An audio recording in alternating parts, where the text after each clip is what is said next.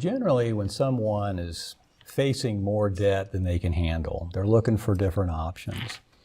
There's an awful lot of information on the internet, debt management programs, commercials on TV. It seems like everywhere you look, there's somebody trying to tell you, somebody trying to sell you some sort of a program to help you with your debt. The one that a lot of people will look at last, but probably should look at first, is bankruptcy. Now, if a family comes to me and they've got more bills than they can handle, we're going to go through all of these different options. If they don't qualify or what doesn't make sense as a non-bankruptcy option, then we're looking at Chapter 7 and 13.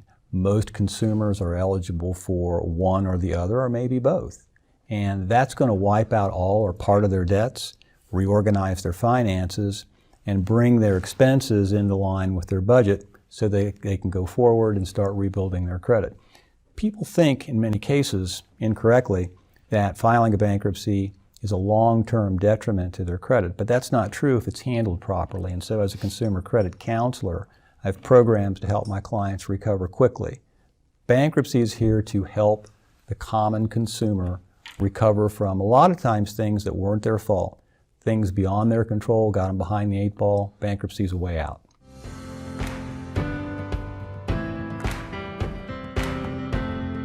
A good test would be to honestly sit down and take a look at the finances. Most people that I counsel have never made a written budget, and that is where we want to start.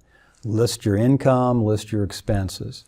If you don't think within a year to 2 to 3 years, based upon the income and expenses that you have, that you're going to be able to significantly reduce your debt, that's when you better talk to someone who can help you out.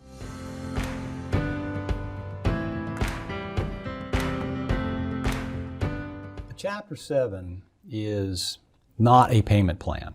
It's where the unsecured debt, generally credit cards, medical bills, personal loans, payday loans, those kinds of debts are discharged, which means legally erased, with no payment whatsoever. Most people will qualify for a 7 if their income for their family size is below a preset threshold. That's what the means test is all about. All right. What would that be? For a family size of 4, it's about $83,000, more or less, and that number is adjusted. So if a family makes that much or less, family size of 4, then they probably are going to qualify for a Chapter 7. Now, Chapter 13s are payment plans, but that really is not the whole story, because a payment plan in Chapter 13 might pay as little as 1% of the unsecured debt. Now think about this. If a Chapter 7 is a 0% payment plan, how different is that plan from a Chapter 13 plan that pays back 1%? So Chapter 13 is a payment plan, but it could be a payment plan that pays very low percentage. Chapter 13s have many advantages compared to Chapter 7, and so when people think of Chapter 13 as a payment plan that pays back all their debts over time, that's really not accurate. And Jeff can tell you that most of the payment plans that he'll see, they don't pay more than a couple cents on the dollar.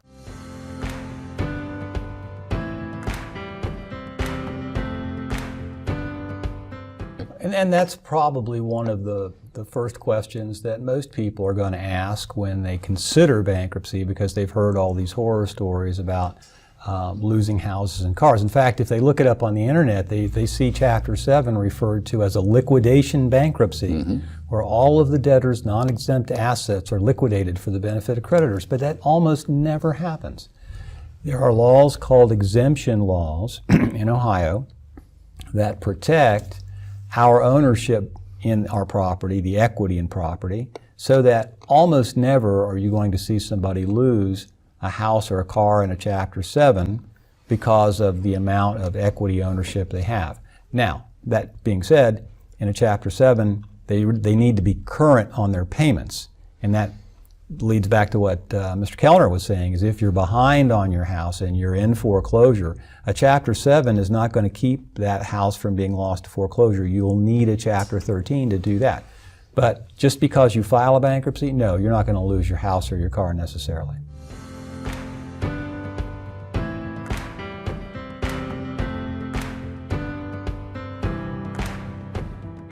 Oftentimes there is a choice. Okay. I think many people come in to see me with an idea that it's better to file Chapter 7. The reason for that is they think a no payment plan is better than a payment plan. Why do they think that? Well, a lot of it is psychological. Okay. A lot of times people feel that, by golly, if I've got to file a bankruptcy, and and that's like the biggest negative that they can imagine, then if they have to swallow that bitter pill, then they want to walk away with no payments because that's what's best for A them. really clean start. Right. Okay. But that is not always what's really best for them. And let me give you a real simple example. Most of us are going to have a car payment most of the time. Very seldom are you going to have a car paid off for long anyway. If someone comes to me with a car that is more than a couple of years old, 2.5 years old, and they have over mortgaged the car, let's say they owe 10 grand on this car and it's only worth about 5. And I see this every day. In a Chapter 7, they can discharge all of their unsecured debt, their medical bills, credit cards, personal loans, payday loans, with no payment at all, but they're going to have to pay $10,000 for that car because that's the agreement. You can't modify it in a Chapter 7 under most circumstances.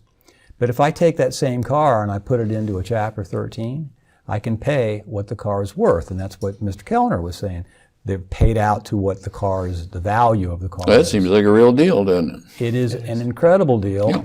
There's more, though, Okay. because imagine this car loan's got an interest rate of, say, 20%. If I take that car into a Chapter 13, I'm only going to pay $5,000, and I'm going to pay that at about 6% interest. So I just cut their car payment in half. They're keeping the same car that they drove in to see me in, and I'm wiping out all of their other debt at the 1% level. Not 0 in a Chapter 7, but 1% is pretty close. And so that's why, even though somebody may come in to see me thinking a Chapter 7's in their best interest, a Chapter 13 will do a better job for them.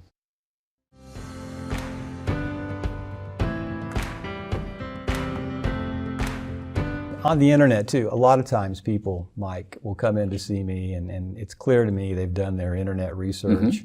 And I think that's good. A lot of times they get a good basic background understanding of what their options are before they come to see me. Sometimes they get it wrong because some of the stuff is complicated and they don't understand it right, or its application is not something they understand. But I always joke with them and say, look, I go to WebMD before I see my doc, but I go to my doc and I listen to my doctor when I make these important decisions.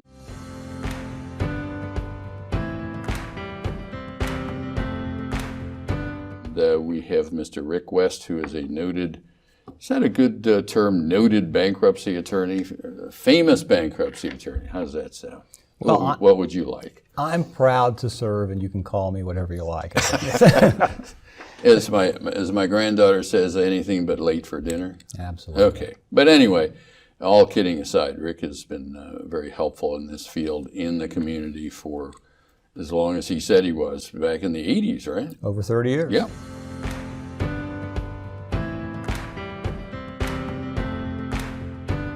The student loans are a problem, and because they're not discharged in most cases, what we often see is essentially a sequencing of debt. And what I mean by that is, unless, as Jeff said, you enter into this IDR while you're in a bankruptcy, which is something you can do sometimes, your bankruptcy is going to place your student loans into a state of administrative forbearance. What that means is you would not make payments on your chapter, or your student loans rather, while you're in your bankruptcy.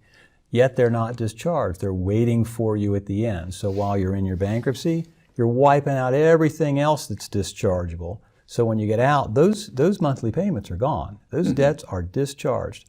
But then the student loan kicks in and you begin to pay that. So if you imagine a payment plan, maybe this is your Chapter 13 payment plan, it's wiping out all of your other debt, paying off your cars, you get to the end, Now you've got some money in your budget to start working on your student loans. So that's an effective approach that we've been using for a long time.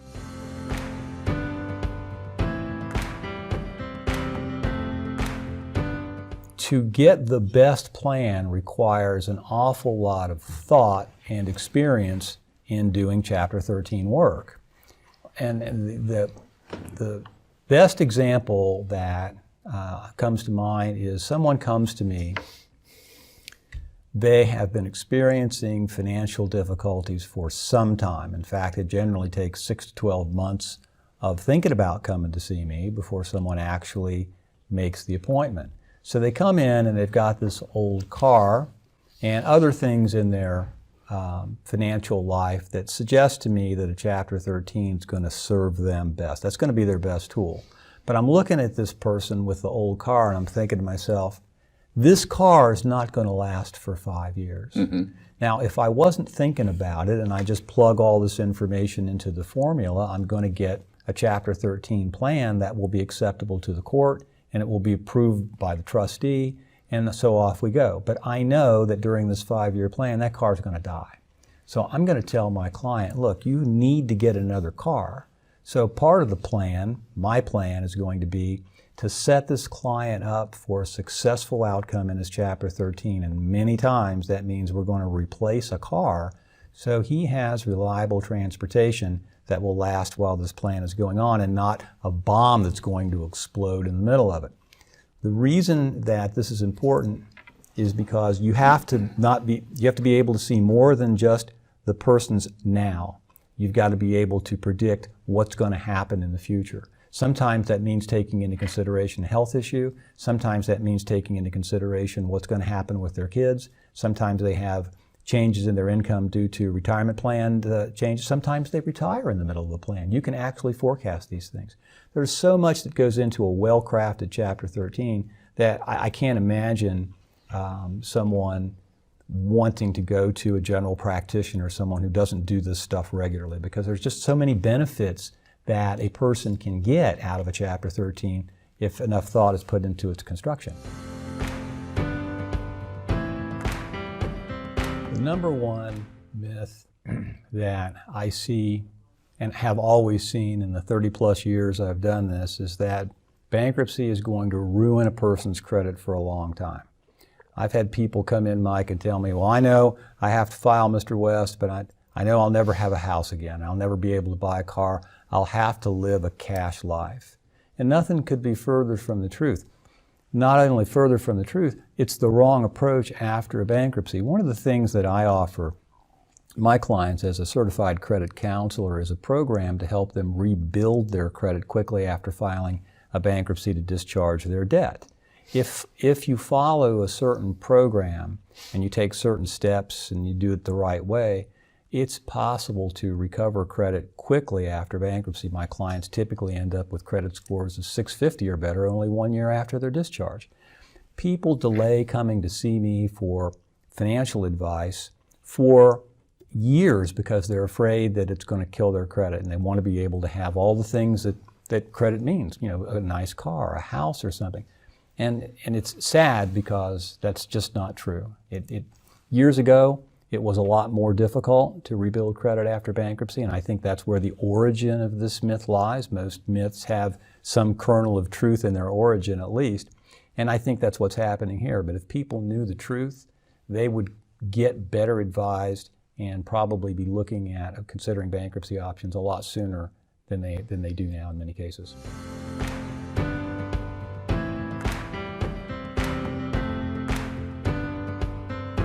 It's not part of a qualification for bankruptcy, and it's not part of bankruptcy law, and that's why I've found that most of my colleagues who practice bankruptcy law do not address it at all. Do you address it? You talked about being a certified credit counselor. Did I get that right? Yes. Okay. Do you assess it in that then?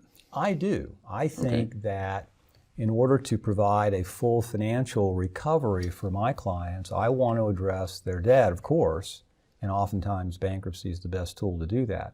But there's also a program to rebuild credit, And I also want to teach them things that oftentimes they don't know about their credit score.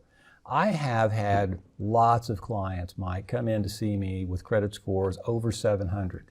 Their payment record is perfect, but they've been doing it by robbing Peter to pay Paul and borrowing from family and robbing their retirement. And so it is not uncommon for me to see someone coming into my office with a perfect payment record and a 700 plus credit score. Now, it's a house of cards, not going to be able to sustain it, but I see it all the time. And the reason people do it is to maintain that credit score. When I explain to them, yeah, your bankruptcy is going to cause your score to go down, but we can get it right back up there in a relatively short period of time, it's like a new revelation to them, and they are then more willing to look at the option that really they need to look at, the bankruptcy option, but they were afraid to because they thought it would be a permanent end to their credit.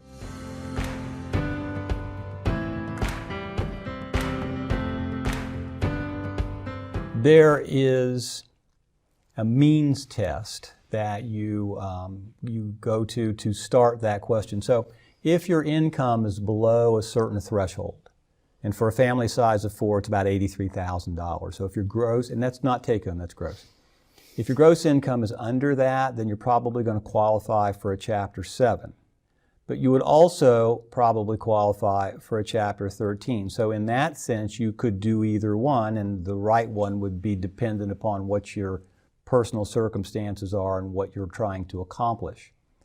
Now, if your income is above the median, you probably are not going to qualify for a Chapter 7. That's not necessarily the case, but you probably won't. And you would be looking at only being able to file a Chapter 13. But as I've explained earlier in the show, a Chapter 13 might pay as little as 1% back to your credit cards and medical bills. So it would be, I like to say, it's the functional equivalent of a Chapter 7. Now, if your income is well below the median, a lot less than the average, and you might find that you can't afford to be in a Chapter 13. So I sometimes see sad cases where the income due to medical disability or loss of job has now gone so low that you can't afford to keep the house. So even though Chapter 13s are good tools to keep the house, if you can't afford it, then that option won't be available to you. Maybe the best you can do is file a Chapter 7 and wipe out the mortgage debt and start over with the lower income.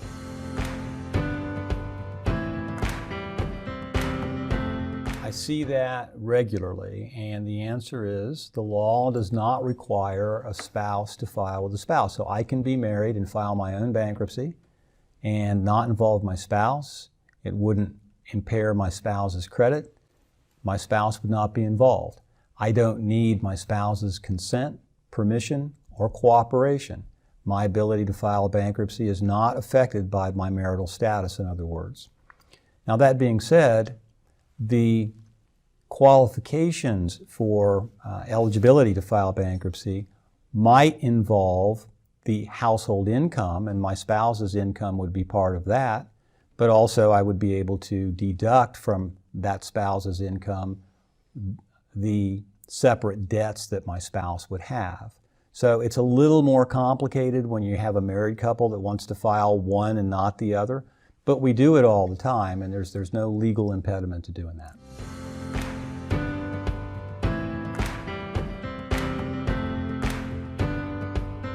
You can.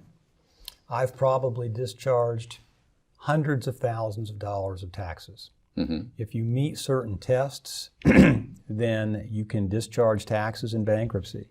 What a lot of people don't know is even if you're not able to discharge them, bankruptcy often is a great way to pay them, because if I file a Chapter 13, I can pay my tax. A lot of my tax I'm not going to pay any of the penalty on, and the tax payments that I'm making are going to be paid at no interest. Compare that to an IRS payment plan. If you're in a payment plan with the IRS, you have to pay the penalties and you're going to pay interest on the unpaid balance of your taxes. If I take that same tax debt and I put it into one of Jeff's Chapter 13s, there will be no penalties. Well, they'll be treated as an unsecured creditor, probably pennies on the dollar, and there's no interest paid on the tax that I pay to the IRS. The effective result of this is I can probably get out of my tax in half the time at half the cost, Chapter 13 compared to an IRS payment plan. It's very effective to pay taxes in Chapter 13.